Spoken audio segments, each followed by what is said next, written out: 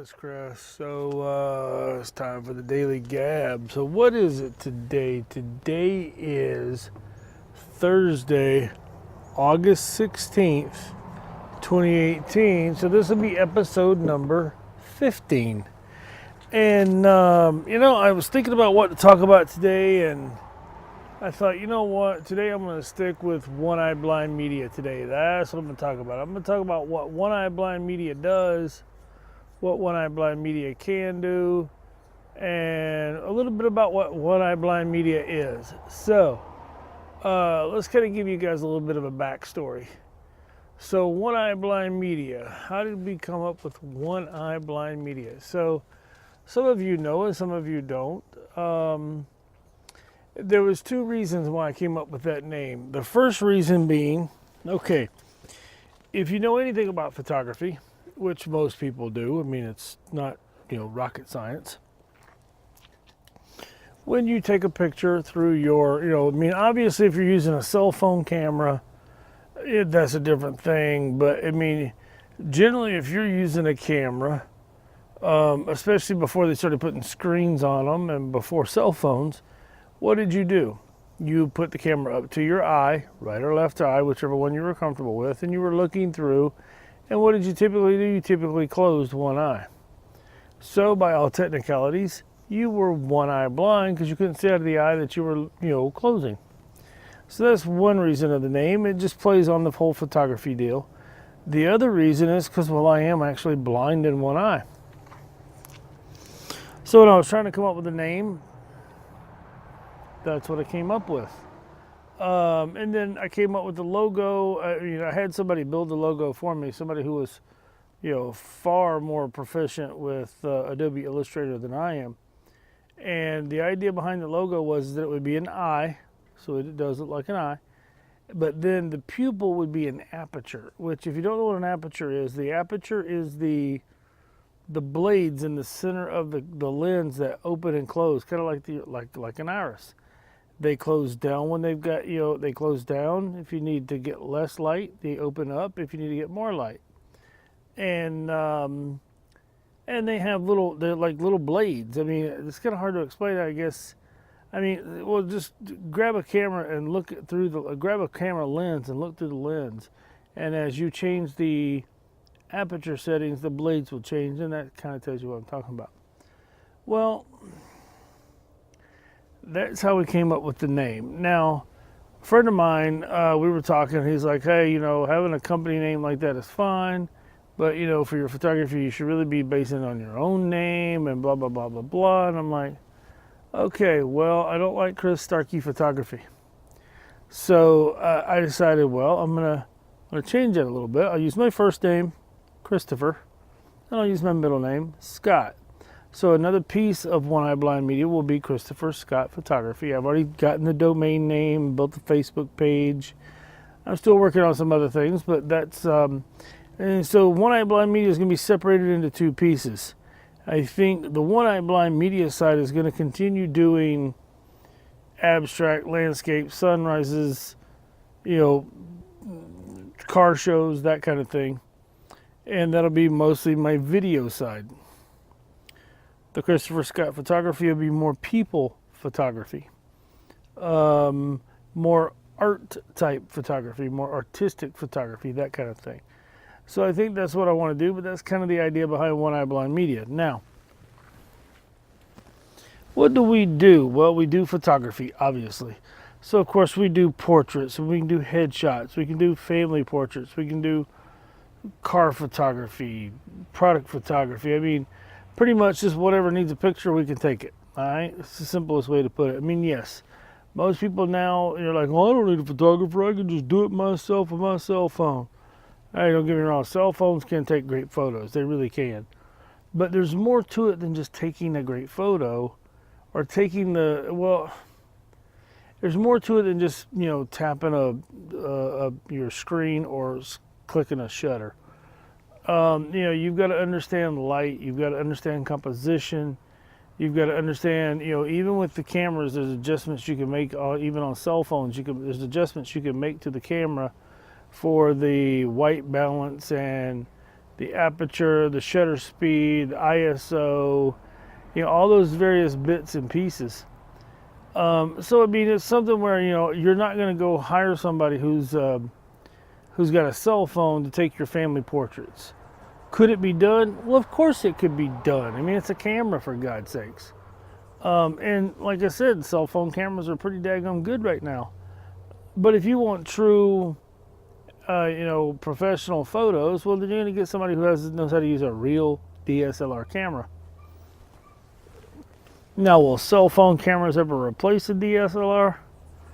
I don't believe so. I mean, there are cases where, like I said, a cell phone would be great. It's easy. You have it with you. I mean, the best camera you could have is the one that you have with you. So, I mean, there are cases where it's like I'm somewhere and I'm like, oh, man, I forgot to bring my camera. I still got my phone, and I'll still take pictures with it. And, of course, you're dealing with the thing of shooting vertical versus portrait and versus this and shooting for... And then it depends on what you're shooting for. If you're shooting to post on Facebook, it really doesn't matter how you shoot. Because Facebook, when you put a photo up, it doesn't matter how, it's just like if I shoot a photo with my actual DSLR, my professional camera, it's going to crop, well, it might crop a little bit, but it's going to compress that image, because when it goes up on their servers, it's compressed, so it doesn't look quite as good as it could. So I know people who will take photos and then they'll have a professional take a photo and they're like, oh, well, can you just post it on Facebook and tag me? And it's like, oh, well, sure. I've seen people do that. And then people will try to go to Facebook and take it and go and have it printed. And they're like, oh, well, you're a horrible photographer. This photo came out like crap. I couldn't get it printed. That's because it's not made for printing from Facebook, you idiot. If you want it printed, you need to get the original high resolution image from the photographer. That's what needs to be printed, especially if you're wanting to print it fairly large. Now, if you're printing like a 4x6, yeah, you might be able to get away with like a 4x6, a wallet, something like that. You might be able to get away with that. But but you're not going to get something that's worth showing or hanging or something like that. You know what I mean? So yeah, we do those kind of different projects for photography. I still do car shows. I've got a couple of those coming up, and then I've got some other events coming up that I'm going to shoot. But then here's the other side of it. I do video. And when I say video, I'm not really a video shooter. It's not like I have, a Canon C200 or a Red camera or, like a professional, movie type video camera like a movie company would use to shoot a film. And so because I don't have those kind of cameras, I don't really shoot in that way. Now, can I shoot with the cameras that I have? Well, of course, I can shoot with DSLRs. I can shoot with my Canon. I have basically a small form factor professional Canon video camera that I can shoot with. I've got camcorders, I've got cell phones, I've got GoPros. I mean, I can shoot with all that stuff. Because there's more to it than just shooting the video. There's what you do with the video after you shoot it. So, I mean, there's things that have to be taken into consideration, like, the settings that you have, the white balance, the all that stuff. But then there's also the composition, just like I was saying earlier with photography. But then there's also the editing and the color grading. And I mean, it gets pretty deep. It's like I am constantly learning new techniques in my software. Now, the software that I use to edit with most of my projects is not an overly expensive product. It's really not. But it's a decent product. It works really, really well for what I need. But now, if I'm going to be doing like some serious deep editing with a lot of cuts and with a lot of different things that need to be done and color gradings and all this stuff, I use the same software that the movie companies use. The same software that you go to the movie theater to see a movie, same software they edit with. I use Adobe Premiere Pro. And then I use Adobe After Effects, and then there's other bits and pieces that I use in there with it. And there are times where I'll have 3 different editing softwares going at one time, because I'm trying to achieve a specific thing. And so when I'm trying to achieve that specific thing, well, I have to use the software that's going to give me that best. You know, and now I don't know who in town. I mean, I know there are companies in town who shoot video. Now, I don't know that a lot of them do green screen. For instance, as a matter of fact, I shot a video today that's sitting in there on my computer now to be edited, and it was talking about the green screen concept and how green screen works. Now, I've got to go back and watch the video, see how I like it, make some adjustments, do some edits. Then I've got to go through and do the green screen process. So what is green screen? Well, if you watch most major motion pictures, there is a crap load of green screen. It's almost like CGI in a way. So let's say you wanted to make a video talking about the Sutter Buttes. We'll use that as an example. You want to talk about the Sutter Buttes, and you're like, oh well, I need some video or photos of the buttes that I can use behind me to talk about, so I can show people what I'm talking about. Well, that's where you'd have somebody like me go out. I would shoot photos. I would maybe go out and shoot, B-roll, what we call B-roll, of the buttes, and then I would bring that video back. And then I would pull that into my software with the video I shot of you talking about the buttes on what we call a green screen. Now, yes, we can use green. There is a chroma key green that we would use, and that's the best one to use typically, simply because it's a color that most people are not going to wear. I like to use a blue screen. I have a blue backdrop that I use.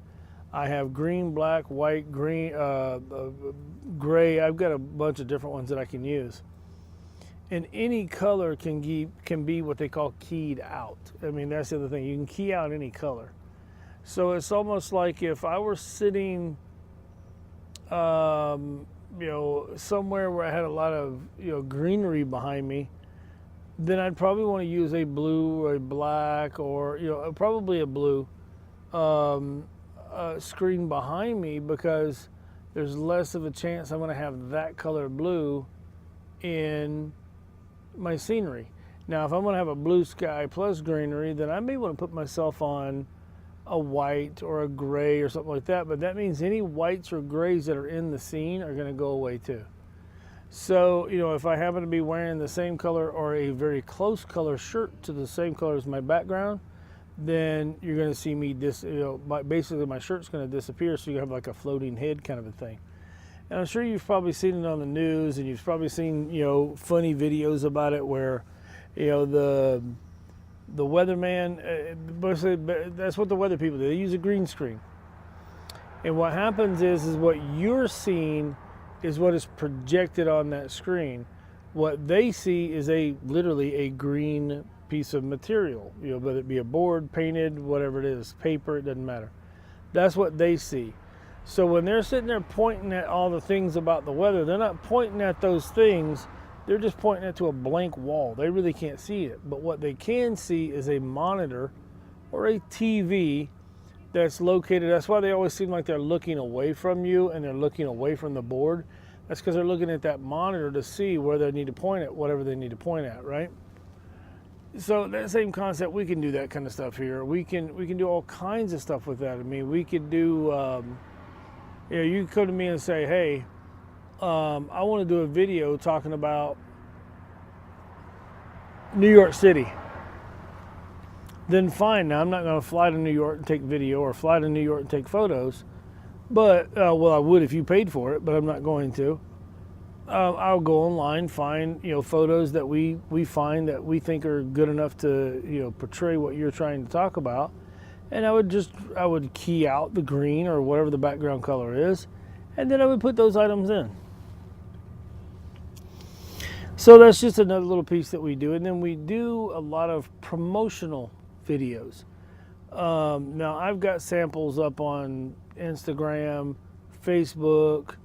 I've probably put some on Twitter. I've got them on my YouTube channel, and what those are basically are, like I have like for real estate. I've got a couple of them where I just take the still images that someone has taken of, and I can take them myself, but I mean, there is a photographer. If you came to me with, hey, I want to do these pictures of my house, so you can make me a promotional video to sell my house, then I would probably tell you, okay, this is the photographer you want to hire for it, because I know who these photographers are that are good at that kind of stuff. Let's say you have a restaurant. You like, oh, well, we can take pictures with our cell phones. Fine, take pictures with your cell phone. That's perfectly fine. You send me fairly high resolution images, regardless of what you shot them with. And then what I do is I take those images and put them into a moving, little more dramatic format to show off your menu item. Talk about your menu item. We put descriptions in, we can put titles in, we can put prices in. And then we know how, it's like, I know how to put the right music behind your thing to make it important. It's kind of like with candidates. I did a couple of these for a couple of candidates a few years ago, just messing around, where I took their sign, I pulled their sign into Photoshop, did a little work on it, brought their sign into Adobe After Effects, which is basically just another video software. It's just to do animations and that kind of thing. And I made them some really cool little videos with them. Or I can take your headshot that you have done for your sign, use that headshot, and put it over the top of a moving flag or a moving scenery. So there's the cool part about green screen. No matter what I shoot of you or whatever it is that's going to be in the foreground, typically it's a person doing like a talking head type video. I can put anything in the background. I can put a video, I can put a photo, I can put whatever. So there's a lot of room there to be a little more creative with stuff if you want. And there's ways for me to scale things and, or edit things so that certain pieces are not there and certain pieces are, and, whatever the case. So that's kind of some of the stuff that we do with One Eye Blind Media. We also do audio. I have a plethora of professional microphones. I have professional recorders, like the digital recorder I'm using to do this. I have another one that's basically just another version of it. I have a what's called a Tascam DR or DR60 MKDR. I don't remember the model number, but it's a Tascam field recorder. Well, with that field recorder, I can hook up 3.5 millimeter mics, which is like a headphone style plug. I can hook up the 1/4 inch mic plugs, which are like, the old stereo headphones, the bigger plug. I can do what they call XLR. XLR is basically a mic plug, and you can do cables or whatever. And a lot of them are used in those types of microphones and such are used in music, because the cables are very well shielded so you don't get interference. They carry signal very well, and they lock into place. When you plug them in, you can actually, they click and lock into place. The XLRs are the ones that are a bigger mic head or a bigger cord head, and it has 3 pins in it. Or you'll see microphones that have 3 holes in it. So there is a male and a female, connection. We have those mics. We have the ability to record with those mics. And then I have the ability to set up microphones to record audio directly into a Facebook Live, a YouTube Live, into a Periscope, or anything that you want. I can go with just a regular microphone. I can have you running through a mixing board. You could plug in, say, your phone with an auxiliary cable from your phone to my recorder, or from a recorder that's already got audio on it to your phone. You can run a Facebook Live. I even have ways to split it so that you can run a microphone and an audio source like music or whatever, and that way you could talk over the music, kind of a deal. So we have ways to do all kinds of stuff like that. And to be honest with you, it's a lot of fun doing. One of my favorite things to do is to edit video. Sometimes I hate editing, but most of the time I like doing it. I do a couple of edits now every week. Every Saturday morning, there's the Live with Lou show. Now, sometimes they give it to me pre-recorded. Sometimes they give it to me when they do it live. They give me the audio. They record the audio in an MP3 format, and then they send me that audio. I pull that audio into my software. I pull in a static image, which I'll do just like the static image for this, called, the Daily Gab podcast with the One Eye Blind Media logo and the It's Yuba City logo. And that's just a static image that we put behind it. So you need something there to create the video with.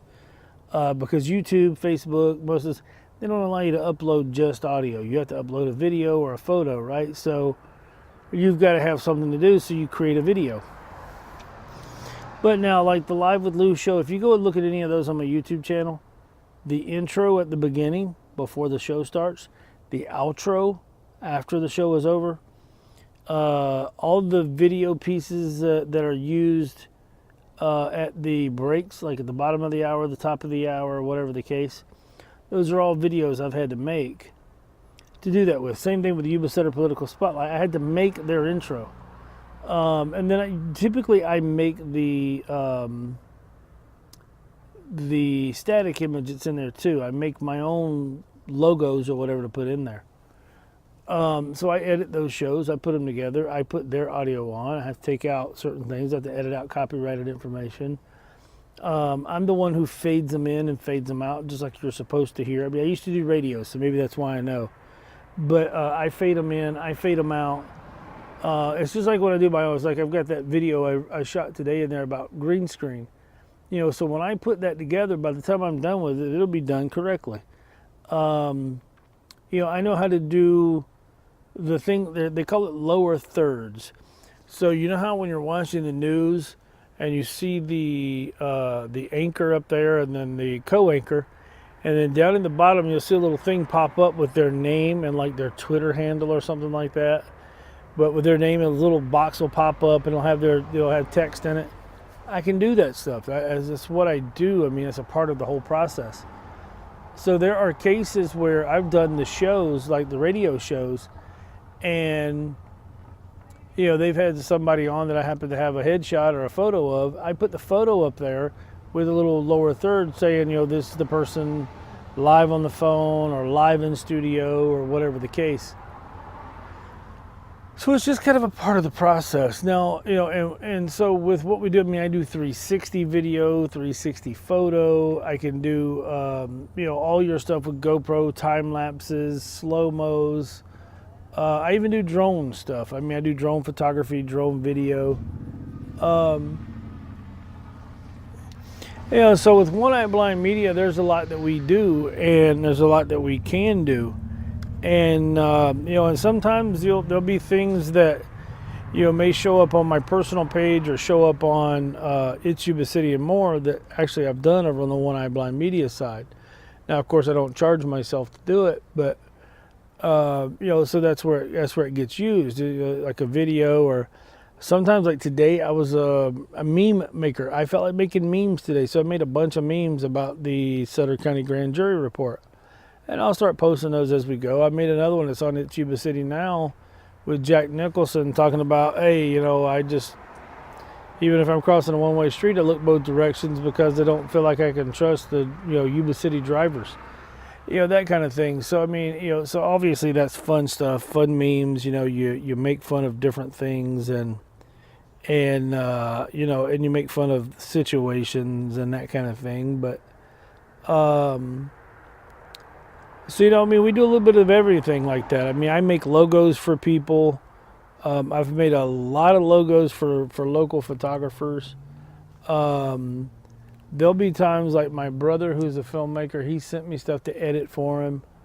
Or he'll tell me, hey, I'm going to go do this down in LA. Can you make me some kind of a promo video for it? So I'll make a promo for it or whatever, so it's a lot of fun. It really is. It's I enjoy doing this stuff, and and being retired, if I didn't have something to do, I'd go crazy. So that's probably another reason why I do this stuff. But yeah, so it's a lot of fun doing it, and I mean, there's a lot we can do for you as well. I mean, I am a part of the website called Thumbtack. I don't always send quotes out, but I do occasionally. And I mainly only work within the Yuba Sutter area. That's where I try to stay. But like I had one came across my thing today of somebody wanting some specific pictures done. They were up in Live Oak. Well, I debated if I was going to send a quote, but I decided not to because their budget was lower than what my rate is. Now, I mean, there are cases where I will do things for less than what my normal rate is, but and of course, if you want to know what my prices are, you can go to oneeyeblindmedia.com, pull up my website, go to our services page, and you'll see everything there. I mean, I'm not hiding it. If you want to know how much it costs to do something, there you go. I mean, I invoiced somebody today for a couple projects that, you know, I kind of sit there going, wow, was it really worth that much? But then, you know, I have to take into consideration, okay, there's the skill of being able to do these things. Then there's the software and the equipment, the time, and like I said, just the skill to do something. I mean, it's like when you walk into a restaurant and you're going to pay $7.95 for a meal, and it's quick and simple to make. You're going to pay, you know, $8 for a sandwich, or let's say you're going to go to Subway and pay $5 for a sandwich. All right, does that look like $5 worth of sandwich? I mean, well, it's cheap, so I mean, maybe it does. But I mean, you know, think about all of the areas where you go in and pay for something and you don't think twice about it. But for some reason, when it comes to photography, videography, and animations, I mean, putting some of these things together takes a long time. Now, there are cases where I use templates out of a website that I go to that are templates for Adobe After Effects. Well, you know what? How many people even know what Adobe After Effects is, and how many people have any clue how to use it? How many people know how to use Premiere Pro? How many people know how to use Photoshop? Now, I don't use Photoshop to do what a lot of people do. I don't edit photos in Photoshop. I use Adobe Lightroom, which is a photo editing software. You know, and it's not one of those things where, oh, well, you know, just pull it in and it'll do all the work. No, I have to take the photo and I shoot RAW, so format, where I get all the data as a clean image that I can work with. And then I pull it into Lightroom and then I go in and edit it. So I'm clicking every single thing that goes on in that process. That takes time. If I shot something where I've got like 300 shots and I'm going to deliver 100 of them or 150, well, guess what? I have to edit those 100 to 150. So if I have to edit all those shots, it takes time. It takes skill. So you're going to charge accordingly. You know, there are cases where people say, hey, well, can you print this photo for me? Well, yeah, I can, but I'm not going to do it for free. I mean, it costs money to print photos. You know, or hey, I'd like to just have them on. I'm going to probably be getting away from the digital delivery. I'm probably going to get away from doing, you know, thumb drives and CDs and that kind of stuff. If you want, you know, images, you'll get the digitals if you want, but the only way you're going to get the digitals is if you buy printed material. So I mean, I'm going to be working on that, but and I'm not saying I'm going to go that way exclusively, but I'm probably going to be moving towards that direction with certain types of photography. So yeah, well, looks like we're down to about a minute and a half here. I appreciate everybody who was listening, if you were listening, and I hope everybody has a great day or has had a great day. And I know tomorrow's Friday, woohoo! So hopefully you'll have a great weekend coming up as well. And this is Chris again with the Daily Gab, and I guess I will talk to you guys tomorrow. Everybody have a good one.